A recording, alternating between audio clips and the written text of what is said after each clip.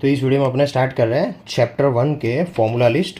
तो first formula है electric field निकालना हमें किसके लिए, पॉइंट चार्ज के लिए। पॉइंट चार्ज के लिए इलेक्ट्रिक फील्ड कैसे होता है, रेडियली आउटवर्ड होता है। अगर पॉजिटिव चार्ज है तो, और अगर नेगेटिव चार्ज है तो रेडियली इनवर्ड इलेक्ट्रिक फील्ड होगा। डन। उसका फॉर्मूला है electric field is equals to K Q by R square. Done. Next है इलेक्ट्रिक डाइपोल के लिए फॉर्मूला क्या रहेगा। तो इलेक्ट्रिक डाइपोल के लिए एक्सिस के लिए फॉर्मूला है E is equals to 2 times of K times of P, 2 k p by R cube, जहाँ पे p वेक्टर है, e वेक्टर है। p की डायरेक्शन में ही इलेक्ट्रिक फील्ड रहने वाला है। नाउ फॉर द इक्वेटर, तो इलेक्ट्रिक फील्ड रहेगा minus K P by R cube. यहाँ पे p की डायरेक्शन से ऑपोजिट डायरेक्शन में इलेक्ट्रिक फील्ड रहने वाला है। Third formula is infinitely charged rod. अगर हमारे पास एक इन्फाइनाइटली चार्जड रॉड दिया रखा है जिससे r डिस्टेंस पे हमें इलेक्ट्रिक फील्ड पता लगाना है इस पॉइंट p पे, तो उसके लिए फॉर्मूला रहेगा E is equals to 2k lambda by r। भाई तू लिखते जाना हो साथ साथ। नेक्स्ट, इन्फाइनाइटली चार्जड शीट दिया रखा है। एक शीट है जिस पे चार्ज लगाया हुआ है, बहुत ही बड़ा सा है इन्फाइनाइटली। तो अगर ये शीट नॉन कंडक्टिंग है तो सीन क्या होने वाला है, तो इलेक्ट्रिक फील्ड नॉर्मली आउटवर्ड निकलने वाला है। तो यहाँ पे इलेक्ट्रिक फील्ड का फॉर्मूला रहेगा सिग्मा बाय 2 एप्सिलॉन नॉट। और अगर यही शीट अगर कंडक्टिंग है, कंडक्टिंग होगा तो क्या हो जाएगा कि चार्जेस दोनों साइड चले जाएंगे। कंडक्टिंग यानी चार्ज फ्लो कर सकता है, तो चार्ज इस साइड भी रहेंगे और इसके पीछे वाली साइड, पीछे की साइड भी चार्ज रहेंगे। तो यहाँ पे इलेक्ट्रिक फील्ड का फॉर्मूला चेंज हो जाएगा which is sigma bye epsilon not. अगर कंडक्टिंग शीट दिया है तो sigma bye epsilon not double कर देना है। नॉन कंडक्टिंग है तो सिग्मा बाय 2 एप्सिलॉन नॉट है। कुछ नहीं बोला है तो हम नॉन कंडक्टिंग मान के चलेंगे। नेक्स्ट है force on a charged particle placed in electric field. अगर हमने कोई इलेक्ट्रिक फील्ड लिया रखा है, उसके अंदर किसी चार्ज पार्टिकल रखा है, तो उस पर कितना फोर्स लगता है वो फाइंड करने का फॉर्मूला है F is equals to Q E. E है इलेक्ट्रिक फील्ड, ये क्यू कौन है, जो भी चार्ज हमने रखा हुआ है वो उस पर लगने वाला फोर्स निकल जाएगा। डन। और फोर्स का डायरेक्शन रहेगा, पॉजिटिव चार्ज जो है उस पर फोर्स लगेगा इलेक्ट्रिक फील्ड के साथ में, और नेगेटिव चार्ज जो रहेगा उस पर फोर्स लगेगा इलेक्ट्रिक फील्ड के अपोज में।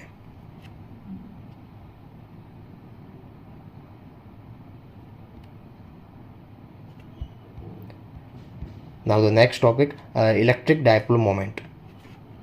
बराबर, उसके लिए हम डाइपोल समझते हैं। डाइपोल क्या है, एक positive charge and minus negative charge को हमने सेपरेट किया हुआ है 2a डिस्टेंस से। कितना, ट्वाइस a डिस्टेंस से। अब इसके लिए एक क्वांटिटी है जिसका नाम बोला जाता है इलेक्ट्रिक डाइपोल मोमेंट, जो कि है P is equals to separation into charge. Separation कितना है, तो ट्वाइस a। डन। तो ये वेक्टर क्वांटिटी है, P is equals to 2aq। अब वेक्टर क्वांटिटी उसका डायरेक्शन होगा, तो डायरेक्शन कहाँ से कहाँ तक है, तो कि माइनस क्यू से प्लस क्यू की तरफ। कहाँ पे, नेगेटिव क्यू से प्लस क्यू की तरफ। तो डायरेक्शन हमारे पास में है माइनस क्यू से प्लस क्यू तरफ। और उसका यूनिट क्या बनेगा, तो कि चार्ज का होता है कूलम, डिस्टेंस का होता है मीटर, कूलम मीटर। नेक्स्ट है इलेक्ट्रिक फ्लक्स। तो फ्लक्स का एक्चुअल में फॉर्मूला है phi is equals to E dot A. अगर डॉट प्रोडक्ट हटाते हैं तो आएगा phi is equals to E A cos theta. और ये थीटा किसके बीच का एंगल है, तो कि जो इलेक्ट्रिक फील्ड है और जो एरिया वेक्टर होगा उनके बीच का एंगल को हमने यहाँ पे थीटा बोला है।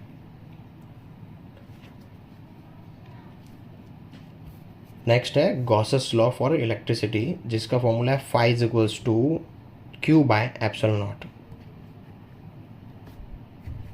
ये चार्ज एंक्लोज्ड चार्ज बोला जाएगा।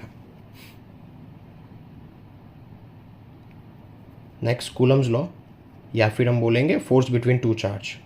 अगर दो चार्जेस, एक plus Q1 and Q2, simply लिखते हैं Q1 Q2, दोनों को हमने फ्री स्पेस में रखा है, तो फ्री स्पेस में रखेंगे तो उन पे कितना फोर्स लग रहा है, तो उसका फॉर्मूला है F इज इक्वल्स टू के Q1 Q2 bye R square. Done.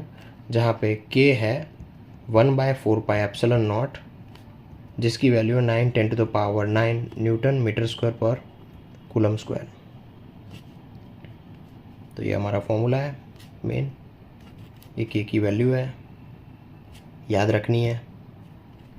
और यहाँ पे जो ε0 है वो क्या है, तो ε0 को हम बोलते हैं परमिटिविटी ऑफ फ्री स्पेस, जिसकी वैल्यू है 8.85 10⁻⁻12। इसका उल्टा यूनिट होगा कूलम स्क्वायर पर न्यूटन मीटर स्क्वायर। अब यही दो चार्ज को अगर हमने मीडियम में डाल दिया है,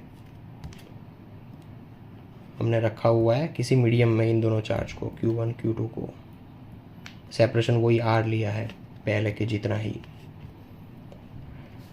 तो अब फोर्स का फॉर्मूला बदल जाएगा, फोर्स इन मीडियम चेंज हो जाएगा। जो एक्चुअल फॉर्मूला था फोर्स का वो डिवाइडेड बाय आ जाएगा K which is dielectric constant Fm/K।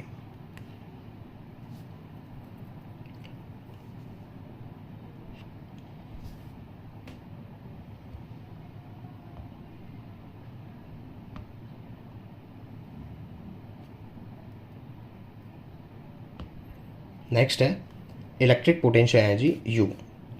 तो जब भी हम डाइपोल को इलेक्ट्रिक फील्ड के अंदर रखते हैं तो उसके अंदर कुछ एनर्जी स्टोर होता है, जिसको बोला था electric potential energy.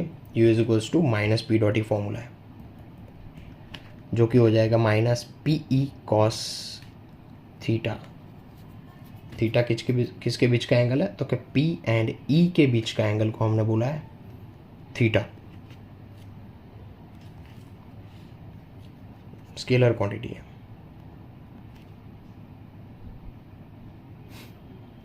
Now the next topic, torque on a dipole. तो जब भी हमने किसी डाइपोल को एक्सटर्नल इलेक्ट्रिक फील्ड के अंदर रखा है, ये रहा हमारा डाइपोल जिसमें +Q चार्ज है एंड -Q चार्ज है, एक्स्ट्रा फील्ड में रखेंगे तो सीन क्या हो रहा है, +Q चार्ज को फील्ड की तरफ फोर्स लगेगा, -Q चार्ज को फील्ड से ऑपोजिट फोर्स लगेगा, तो ये पूरा डाइपोल ऐसे रोटेट हो जाएगा, रोटेट होना शुरू हो जाएगा। डन। तो यहाँ पे टॉर्क का फॉर्मूला है tau is equals to P cross E सब वेक्टर, या फिर लिखेंगे tau is equals to PE sine theta. Again theta is between angle between P and E। Next है work done to move dipole from theta initial angle to theta final, यानी कि dipole किसी पहले theta initial angle पे है और उसको final angle पे जाने का है, दूसरा कोई एंगल दिया होगा, क्वेश्चन में 2 एंगल दिए होंगे, तो यहाँ पे W का फॉर्मूला आएगा PE cos theta initial minus cos theta final आएगा, सरफेस पे आ जाएगा। डन। या फिर हॉलो स्फीयर या हॉलो शेल लिया जाए, हॉलो शेल यानी अंदर से खोखला होगा, सिर्फ ये लेयर ही होगा, इसका और इसका दोनों का फॉर्मूला सेम आ रहा है इलेक्ट्रिक फील्ड का। ठीक है। डन। तो हमने लिया है गोला जिसमें रेडियस R है। ना उसके लिए हमें चाहिए इलेक्ट्रिक फील्ड इनसाइड, इनसाइड यानी गोले के अंदर कहीं पे भी तो इलेक्ट्रिक फील्ड फाइंड करेगा तो नहीं मिलेगा, जो कि आएगा 0। अब चाहिए ऑन द सरफेस, तो इलेक्ट्रिक फील्ड ऑन सरफेस लिख रहे हैं, जो कि आएगा KQ बाय उस खुद का रेडियस, उस गोले का जो रेडियस होगा, रेडियस का square KQ by R square. Now हम जा रहे हैं कहीं आउटसाइड, गोले से बाहर, कितनी दूरी, R दूरी, सेंटर से R दूरी पे, तो यहाँ पर electric field at outside KQ by जो भी ये डिस्टेंस रहा होगा उसका square. Non conducting sphere, non conducting का मतलब चार्ज यहाँ पे सरक नहीं सकता, जहाँ पे रखा हुआ है वहीं पे रहेगा, यानी हमने ऐसे डिस्ट्रीब्यूट किया हुआ है, पूरे बॉडी पे चार्ज है,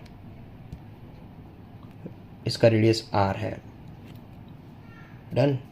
तो सॉलिड नॉन कंडक्टिंग बोले तो उसके लिए इनसाइड का, आउटसाइड का और सरफेस का हमें चाहिए इलेक्ट्रिक फील्ड।